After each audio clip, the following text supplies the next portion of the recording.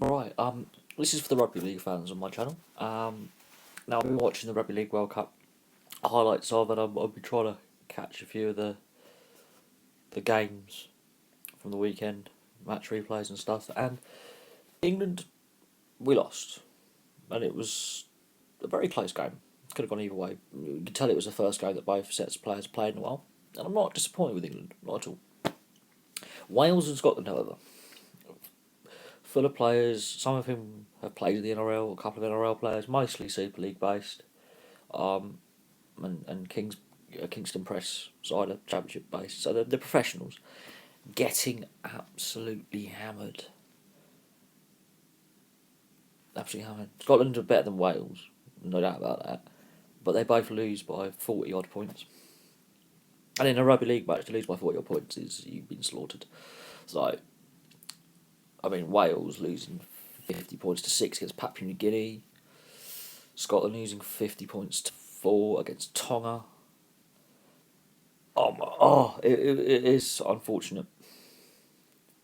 They just got hounded.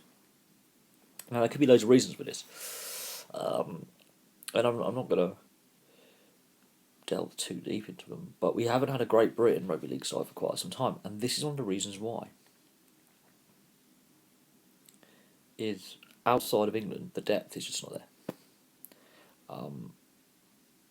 The Super League has gone backwards compared to the NRL. It's not the same quality. It's not an even competition anymore. The rugby league players from Australia that come over here are not of the calibre of the English players that go, or the British players going over to Australia. So we are not a level playing field anymore. We are the secondary competition now.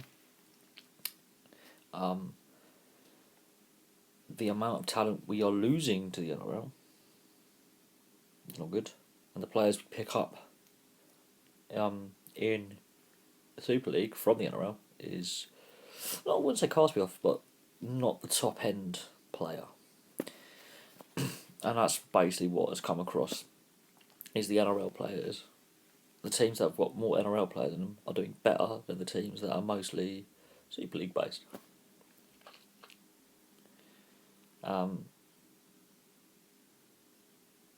And I feel sorry for Wales and Scotland. The Welsh game though, I can understand the humidity and the heat, but we're an international squad. You got backroom staff. Yes, you're not the most skilled team in the world, and their form at World Cups hasn't been great of late. But if you know you are playing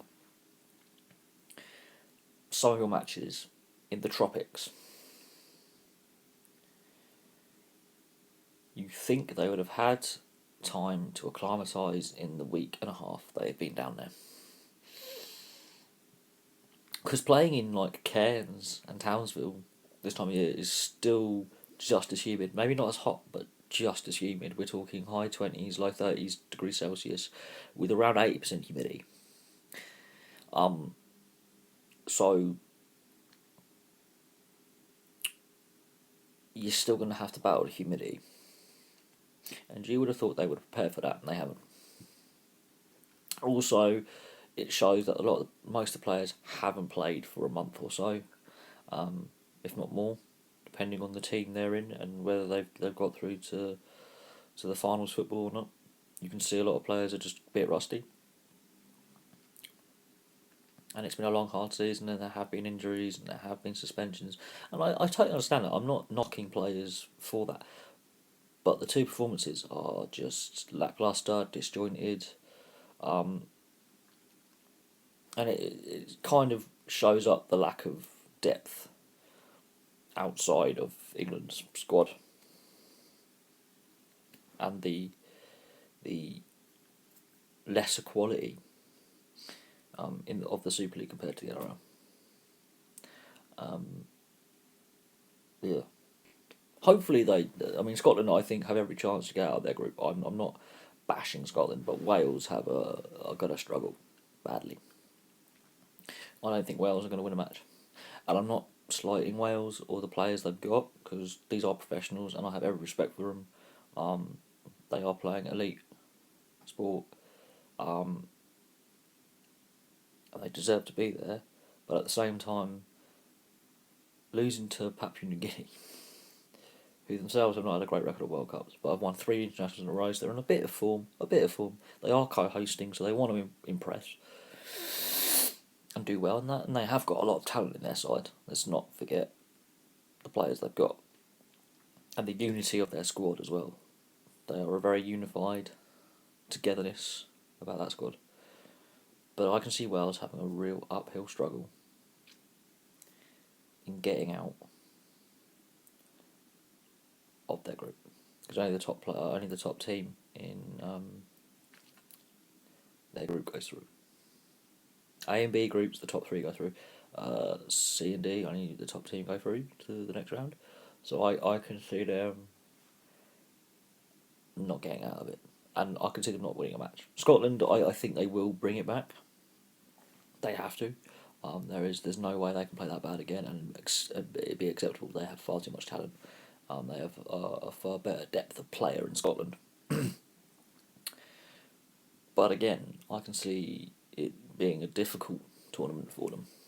But again, this Scottish side have beaten New Zealand in the last 12 months, so all is not lost. It's how they fight back from that defeat and step up. They've had a draw against Scotland. They need against New Zealand. They need to step up. They can, if they can push a full strength New Zealand side all the way, they are good enough. But anyway, I'm gonna go catch up. Post this video. I'm gonna catch up with some other sports stories. I thought I'd give a rugby league one. I've been focusing this channel focus far too much on football to my detriment. I'm not overly enamoured, but everyone seems to be interested in football. So I've got to get what the masses want, but I want to have a bit more varied content, and this story is a rugby league story, and I want to get some feedback from rugby league fans and rugby union fans and ice hockey fans. I want to get other sports, involved. And we've got other sports to look forward to, like the Ashes and Down Under, and then we've got other things coming up. So it's ain't just a football channel, but it is a sports channel, hence the name. But anyway, thank you very much for watching.